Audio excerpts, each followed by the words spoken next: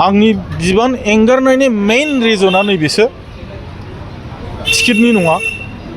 UPPL राजखान्थि दोलोआ देबरगाव बियाब 10 नं देबरगाव बियाबाव लानाय जि नीति जि कौशल आं बे एक आरो क'क्राझार जिल्लायाव इउपिपिएल राजनीति दोलोआ जि नीति जि कौशल जि स्ट्रेटेजि बे 2 आरो ओभारअल जे जोंनि मानगोनां प्रमद बर' सारनि जि एजेन्डा मंगल ग्रहनि जि एजेन्डा लानानै जि खामानि मावनाय आं बेखौ साबजानो हानाय जायाखै। दा आं सानो जोंनि क'क्राझार ओनसोलनि मानसिफ्रा इसिबां मंगल ग्रहआव थांनो हानाय दिनैसिम मंगल ग्रहनि एजेन्डायाव खारफानो हानाय मोनसे माबा जायाखै। सादा सिदायैनो जोंनि क'क्राझारबासिया सोलियो। बाथ्राया सैथो। आङो गोलाव सम क'क्राझार जिल्ला इउपिपिएल राजनीति दोलोनि गायसनगिरि सासे गाहाय नेहाथारि हिसाबै बै समनिफ्राय मावबोनानै आङो क'क्राझार जिल्ला इउपिपिएल राजखान्थि दोलोनि लोगो आफादगिरि हिसाबैबो खामानि मावबोदों। आरो बिनि अनगायैबो आङो पिसिडिआर मुङाव खेबसे आरो इउपिपिएल मुङै खेबसे राजनीतिक दोलोआ आंखौ एमब्रायै खावलायबाय थानायलाय आङो राजनीति दोलोनि जानानै हाग्रामा महिलारिजों 10 नं देबरगाव बियाबाव आङो जे बिसायख'थिनि जुजिनाय बे जुजिनायखौ आङो जुजिबोनो मोनदों। दा आङो माखासे आंनि बेक्तिगत एंगार हायै खारनाव आङो राजनीतिक बे रानिं मोनसे राजनीतिक दोलोनिफ्राय आं गावखौ एरायनानै थानो गोनां जादों। दा बेनिखायनो आङो दिनैहाय फर्मेलि आङो आंनि मा होनो बेखौ बिबान एंगारनाय रिजाइनेसन लेटारखौ आङो मिरु इउपिपिएल दोलोनि अफिसाव होनानै फैदों आरो आङो नोंथांमोनजोंबो बेखौ शेयार खालामनाय जादों। बिसायख'थिनि जितु बिजाथि लाइयाव नोंथाङा मुं फैनि दारै बे थांखिखौ लानाय जादों नामा? मोजां कुइसन। दा समायाथ' दा नोङो बिसायख'थिनिनो मोनसे समाय। दा टिकेट मोनैनि हयथ' निस्सय रिजिगनेसन होबाय खोमा होननाय साननायफ्रा मानसिफोरनि गेजेराव निस्सय जागोन। खिन्थु नाथाय आं बे बाथ्राखौ बेखौ बुंगोन आं टिकेटबो बियाखै आं एप्लिकेसनबो होआखै आरो आङो थांनाय बारावबो आङो खननै गेलेबाय खननैबो आं एप्लिकेसन होखायाखैबा आरो देग्लायबो होखायाखै आं।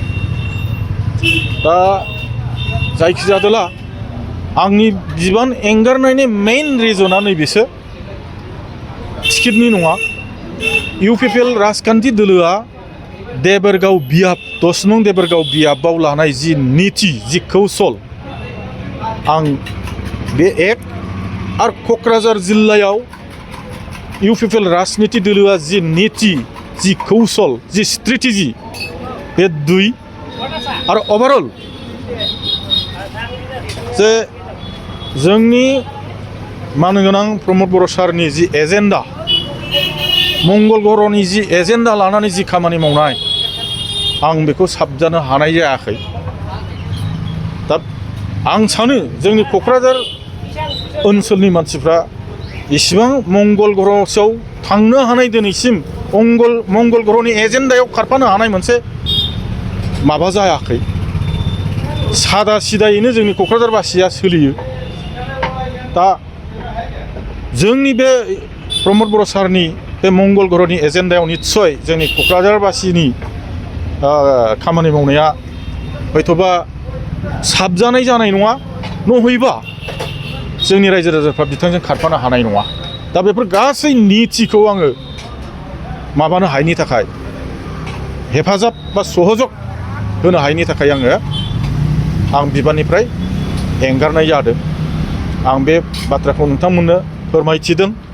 बेजों लोगोसे मोनसे बाथ्राया बेबोदि बे फार्स्ट रिजन सेकेन्ड रिजना बेबो थांनाय 2024 मायथाइनि नभेम्बर दानाव रिसाफलनि गेजेरजों क'क्राझार जिल्ला UPPL राजखान्थि दोलोनि जि बिबान बे बिबाननिफ्रायबो आंखौ दोनथ'नाय जादों दोनथ'नायाव आंहा उसुबिदा गैया खारन आं नैबे मोनसे जिनिसखौ लुबैदोंमोन मालायखौ जेरैहाय मालायजों रायलायदों जे बे क'क्राझार जिल्लाखौ UPPL हिसाबै दानाया गायसननाया आं बै समाव आरो खेबनै आङो राजनितिक दोलोनि जानानै आंनि नांगौनि थाखाय नङा राजनितिक दोलोआ आंखौ नांगौनि खारनाव आङो हाग्रामाजों गिथाव बाथाव मोनसे परिबेसावबो आं गेलेबोदों देबोरगाव बिजाबाव नाथाय दिनै आंखौ बिदाय होनायनि बेलायाव